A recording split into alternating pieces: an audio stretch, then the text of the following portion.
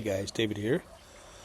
This is Tuesday evening, January the 28th, day 2 of retirement. Been a good day today. Did my normal routine, did some reading this afternoon, smoking my pipe. Got to see my mom at the hospital, who by the way is doing better according to the hospital now. My mom says she feels worse, but I think a lot of it's psychological. The hospital said that her breathing is better. They're able to give her some Lasix again, a smaller dose, but it's keeping the inflammation down just a little bit. And she's complaining not being able to breathe, but the hospital said her numbers are actually better. So I think some of it's psychological. Two problems though, is she's refusing to eat and she's refusing to move. Both of those things, Penny, only she can do. So after I talked to the nurses at the nurse's station, I went back and talked to her and told her that she was going to have to start eating and moving. And that if she wasn't, she was going to get worse. So she kind of frowned when I told her that. She doesn't want to eat, but I told her she needs to start eating something. Then I called her big brother, her 86-year-old brother Joel, my uncle, who she's always really looked up to. And I told him, so I snitched off my mom to my Uncle Joel. So he's going to get in our case too if she doesn't start eating. So anyway, hopefully those two things will cause her to begin eating. And I got to pause this for just a minute. Hi guys, I'm back. I had a delivery from UPS, so I had to get out there and sign for my 1 pound of HH Burley Flake tobacco, which came today. So now I've got 3 out of the 4 things that I ordered. I ordered a pound of vanilla roll cake, Blue Baron vanilla roll cake, Virginia flake, and Burley flake. I think the next one coming is the dark fired. That'll be it. And I'm in trouble because I ordered a lot of tobacco, 4 pounds. So anyway, the main reason I wanted to make this video is it's a response to Jeremy. Jerexify. I can't remember exactly his channel's name. He's asking about retirement. I really feel bad because nowadays it's difficult. You get to get a certain job to have money withheld, or to get a pension or retirement plan, which is increasingly difficult. Or you have to be on your own to save for a 401k, which is also hard when you're young and starting out, and you don't make a ton to begin with. In my situation, I was fortunate enough about 25 years ago to begin working for the city of Delano, and they had a pension plan. And that's weird because no one has pension plans anymore, but they have a pension plan. So I had intended on working there for the rest of my life.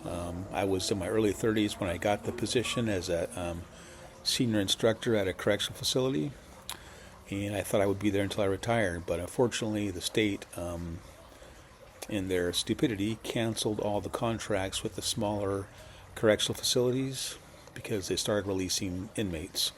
So anyway, after about 13 years, that job ended. But luckily I had put enough in my pension to accumulate so that I could start drawing on that when I was 60. So I had that. And then I got a job with the county of Kern.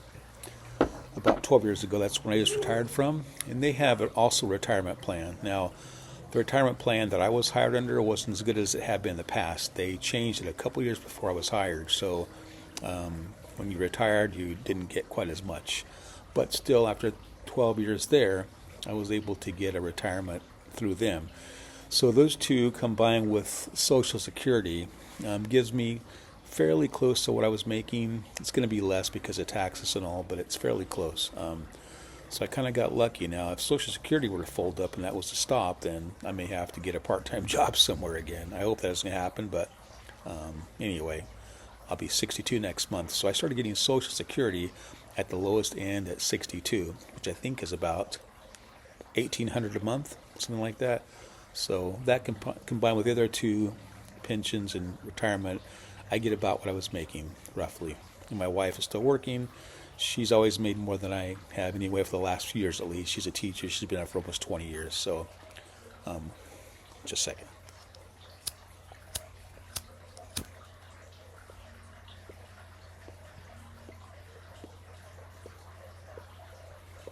So that's my situation. Now, I knew that when I retired, I wouldn't be making quite as much. But the trade-off for me was worth it because although I wouldn't be making quite as much, it's close enough, and it allows me not to have to go to my cubicle every day. I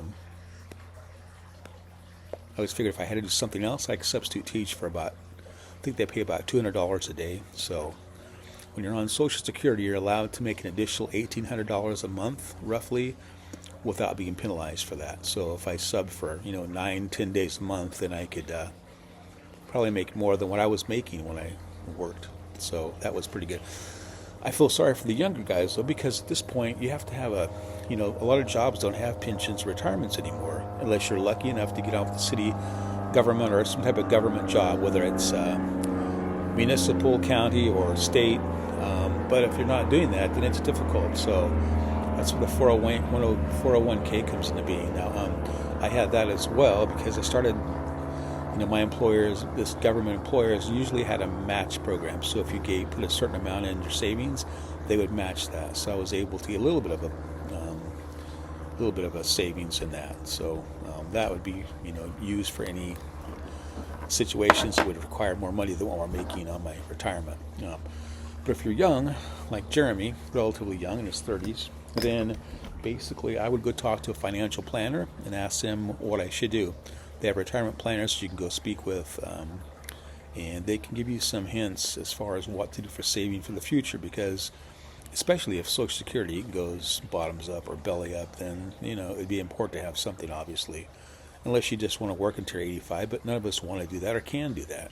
You get to a point where you're not going to be able to physically, and that's just the way it is. So Jeremy, I guess my advice to you would be to go talk to a financial or retirement planner to see what your options are. They're usually pretty good about telling you. Usually, you can have them invest for you into a money market or something, or a mutual fund. That's what I've done, and they can do that. And if you put a little bit aside each month at your age, 30 more years, that can be a pretty good amount. So that's what I would do. Anyway, for what it's worth, I'm no expert. In fact, I avoided talking to someone. I never really did talk to someone. I figured out on my own. Just by adding up the numbers and all that. But anyway, I would talk to a financial planner, if I were you, a retirement planner, see if they can help you out, give you some good advice. Anyway, good luck to you, brother. And thanks, guys, for watching. Talk to you soon.